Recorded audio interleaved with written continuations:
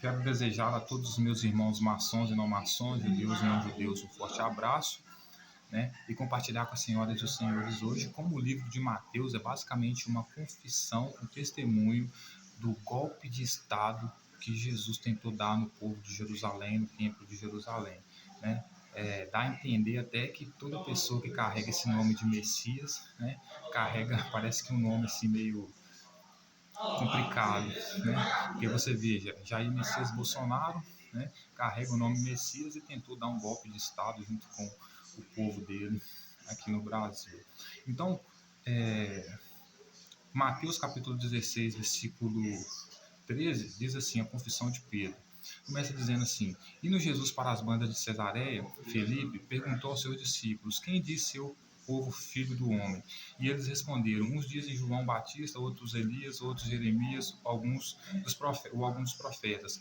Mas vós, continuou ele, quem dizeis que eu sou? Respondendo Simão Pedro, disse: Tu és Cristo, filho de Deus vivo.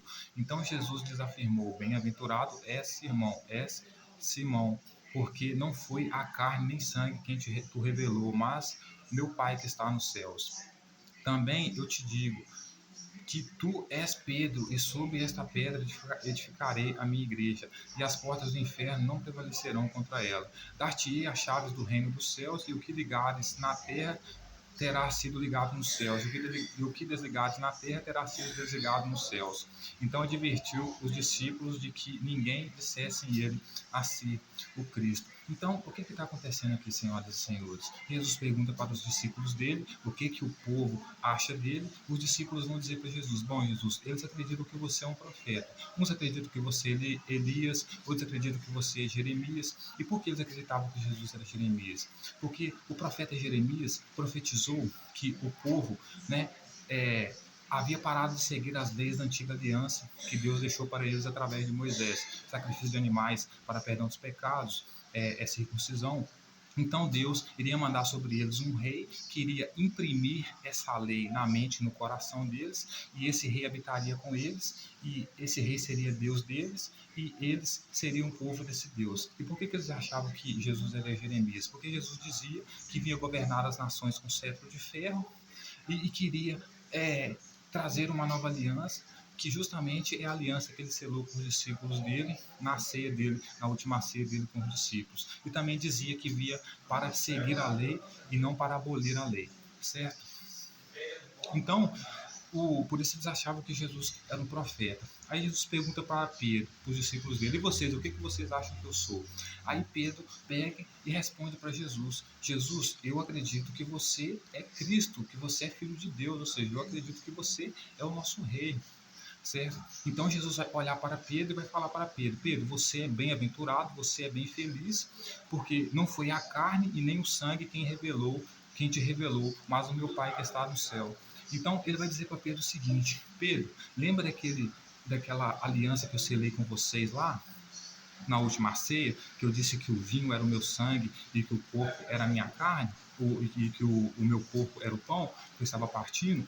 Então, eu fico feliz e digo que você é feliz porque você entendeu que eu sou o rei de você, sou o rei de você, não por causa da carne e do sangue, ou seja, por causa daquela aliança que eu selei com vocês lá na última ceia, mas sim porque o meu próprio Pai revelou a você.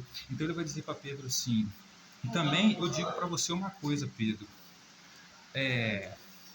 também eu te digo que tu és Pedro, e sobre esta pedra edificarei minha igreja, as portas do inferno não prevalecerão contra ela. Dar-te-ei a chave do reino dos céus, e o que ligares na terra será ligado nos céus, e o que desligares na terra terá sido desligado nos céus. Então, ele diz para Pedro o seguinte: Pedro, eu vou dar para você a chave do templo de Jerusalém, porque o reino dos céus aqui é o templo de Jerusalém, certo? Vou edificar a minha casa sobre você, a minha doutrina sobre você, mesmo você sendo uma pedra, porque você é um ignorante, pedra que é ignorante, certo? Mas vou dar para você a chave do reino dos céus, e tudo que você ligar na terra será ligado no céu, e tudo que você desligar na terra será desligado no céu, ou seja, eu vou dominar o templo de Jerusalém e você vai dominar lá junto comigo, certo? Por isso ele promete 12 tronos para os discípulos dele, quando ele estabelecer o reino dele dos céus aqui, que é a tomada do templo de Jerusalém.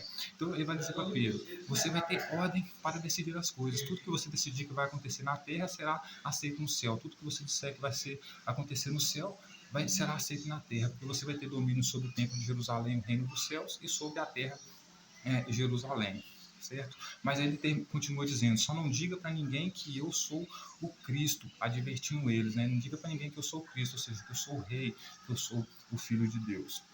Aí Jesus vai predizer a sua morte e ressurreição a partir do versículo 21. Ele diz assim: desde esse tempo começou Jesus Cristo a mostrar aos seus discípulos que era necessário seguir para Jerusalém e sofrer muitas coisas dos anciãos, dos principais sacerdotes, dos escribas, ser morto e ressuscitado no terceiro dia. E Pedro, clamando à parte, começou a reprová-lo, dizendo: tem compaixão de ti, Senhor, isso de modo algum acontecerá. Mas Jesus, voltando-se, disse a Pedro: arreda, Satanás, tu és para mim pedra de tropeço, por que cogitais essas coisas? Por que cogitais essas coisas de Deus? Por que não cogitai as coisas de Deus e sim as dos homens? Aí ele vai dizer: os discípulos de Cristo devem levar a sua cruz. Então disse Jesus aos seus discípulos: se alguém vir após mim, a si mesmo negue-se, tome a sua cruz e siga-me. Portanto, quem quiser salvar a sua vida, perdê-la-á, e quem perder a sua vida por minha causa, achá-la-á. Pois que aproveitará o homem se ganhar o mundo inteiro e perder a sua alma? O que dará o homem em troca da sua alma? Porque o Filho do Homem há de vir na glória do seu Pai com seus anjos, então retribuirá a cada um conforme as suas obras. Em verdade vos digo que alguns que se encontram aqui de maneira nenhuma passarão pela morte até que veja o Filho do Homem herdar o seu reino. Então, Jesus está basicamente dizendo para Pedro, né, que nenhum dos discípulos, nenhum deles vão provar a morte antes de ver ele herdar o templo de Jerusalém, tomar o templo de Jerusalém, dar o golpe lá e passar a exercer a doutrina dele, as leis dele no templo de Jerusalém.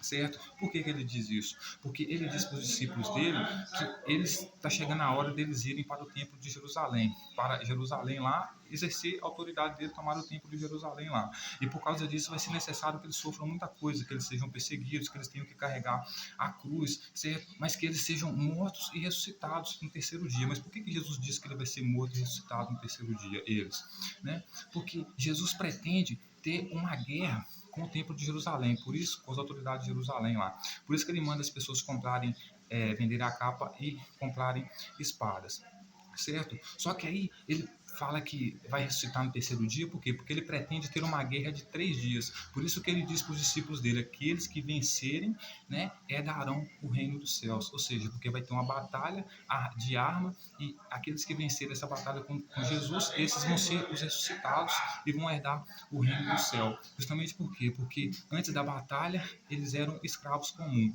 mas depois da batalha, vencendo a batalha, então eles são ressuscitados, nasceram de novo, ou seja, são agora lideranças e reis no templo de Jerusalém, como Jesus prometeu para eles, 12 tronos para julgar as tribos de Israel. Certo? Aí Pedro não entende isso e diz para ele: mas Senhor, não faça isso, não quero que o Senhor morra, etc e tal. Né? Aí Jesus diz para ele: caraca, Pedro, arreda daqui, pô, tu é Satanás, tu é opositor, né? Você está sendo uma pedra de tropeço para mim, porque você está cogitando essas coisas aqui não conforme deveria ser, mas sim conforme os homens enxergam, né? Então, ou seja, uma hora Pedro fala para Jesus que ele era a pedra de tropeço, mesmo que Jesus fosse pedra de tropeço para ele, não ia abandonar Jesus, mas aqui Jesus está basicamente dizendo para ele que ele é pedra de tropeço para Jesus. Né? Aí Jesus pega e vai explicar para os discípulos dele, dizer para os discípulos dele que a morte que eles passarão não é literal. Por quê? Porque antes deles morrerem, eles vão ver Jesus herdar o reino dos céus, aqui o templo de Jerusalém, e dominar lá. Certo? Então ele vai dizer: aquele que quiser me seguir, quiser vir após mim, ir para o templo de Jerusalém, fazer o que eu estou propondo aqui, deve carregar a sua própria cruz, certo? Por quê? Porque ele vai receber segundo as suas obras. Então ele tem que passar tudo que eu estou passando, carregar a sua cruz, como eu estou carregando a minha cruz, você é obrigado a carregar a minha cruz, para que ele então possa herdar o reino dos céus e governar junto comigo, certo? Por que ele dizia isso? Porque ele achava que não seria morto pelo templo, pelas autoridades romanas. Justamente por quê? Porque ele achava que não seria morto pelas autoridades romanas, porque ele dizia para os discípulos, quando ele estava no Sinédrio, né, que ele iria sentar à direita do Todo-Poderoso. Ou seja, ele achava que Pilatos não iria punir ele. Certo? Então por isso ele disse para os discípulos: vocês vão carregar a cruz junto comigo, mas aí eu vou ser perdoado, né? Porque eu vou sentar à direita do Todo-Poderoso, e quem senta à direita é aquele que está sendo perdoado, e quem senta à esquerda é aquele que está sendo julgado, condenado. Então ele vai sentar à direita do Todo-Poderoso e vai ser perdoado. Então os discípulos dele têm que fazer o que ele está fazendo, pegar a cruz deles, como Jesus está pegando, repetindo todas as obras que Jesus está fazendo, para que eles possam herdar o reino dos céus, ou seja, a tomada do templo de Jerusalém com Jesus, certo? Aí ele vai dizer para os discípulos que aquele que que os discípulos, aquele que tentar salvar a sua vida, perdê-la-á, e quem perder a sua vida por causa dele, achá-la-á. Então, por que ele está dizendo isso? Porque como ele acha que vai ser perdoado, vai sentar à direita do Todo-Poderoso, ou seja, vai ser perdoado por Pilatos, que não foi condenado, o que acontece? Quando ele tomar o templo de Jerusalém, aquele que não quis contribuir com ele, fazer as mesmas ações que ele, para tomar o templo de Jerusalém, ou seja, porque tentou salvar a sua vida, né? Esse vai perder a vida. Por quê? Porque ele vai vencer a luta, segundo ele achava que ia vencer essa luta, por isso restaria o terceiro dia como rei do templo de Jerusalém, né? E aquele que tentasse salvar a sua vida, que não tivesse comprado a briga dele, né? Para tentar salvar a sua vida, iria perder ela. Por quê? Porque a partir daquele momento ele iria governar e ele iria recompensar cada um segundo as suas obras. Então, se alguém não lutou com ele junto na batalha para tentar salvar a sua vida, ele iria perder ela. Por quê? Porque Jesus agora ele era rei, ele ia dominar tudo, ele ia matar essa pessoa, ele ia condenar essa pessoa, certo? Aí ele vai dizer o seguinte: por quê? Porque ele vai retribuir cada um segundo as suas obras, certo? De forma, e por isso que ele diz que nenhum daqueles que estavam ali experimentariam a morte, justamente por quê? Porque é uma morte simbólica, não é uma morte literal. Essa morte simbólica ela já aconteceu quando Jesus selou a aliança dele na última ceia com os discípulos dele. Aquilo ali foi a morte, é uma morte simbólica, não uma morte literal, porque ninguém espera ser um rei morto, né?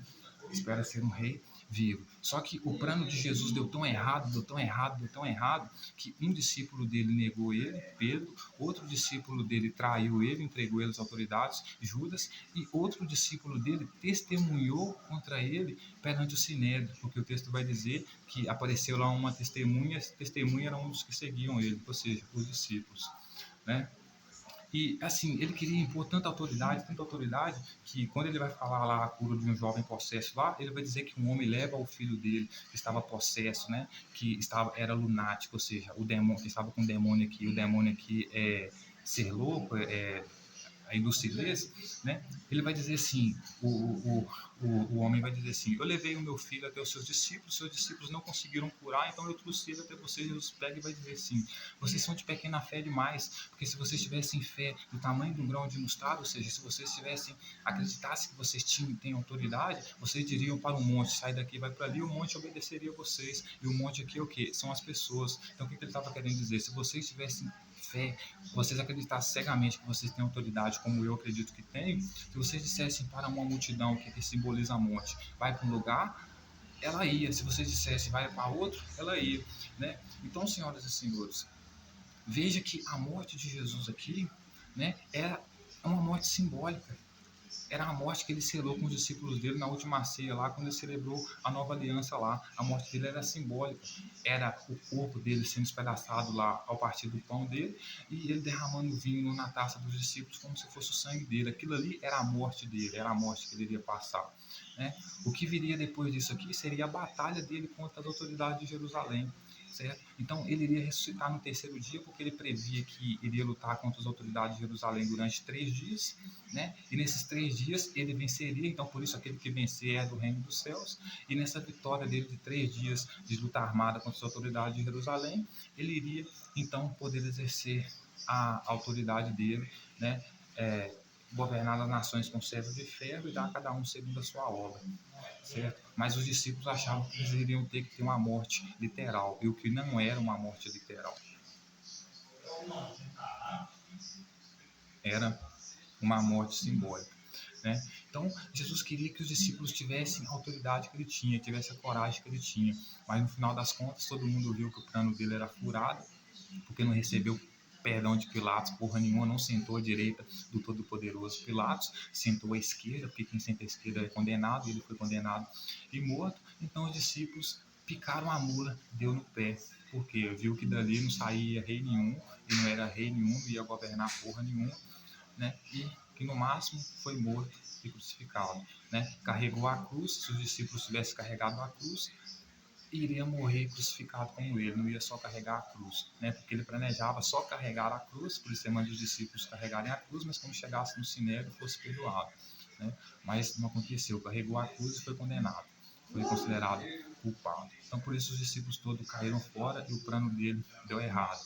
Por isso Pedro vai dizer que para ele 1 ano Para Jesus, um ano é como 1000 dias e 1000 dias é como um ano. Por quê? Porque o governo de Cristo, que iria durar um milênio, nos cálculos, no rigor de Pedro, durou nada mais do que um dia, não foi nem 3 dias. Só que aí surgiu sim o Messias ressuscitado, que é o Cordeiro, que significa vem outro no lugar.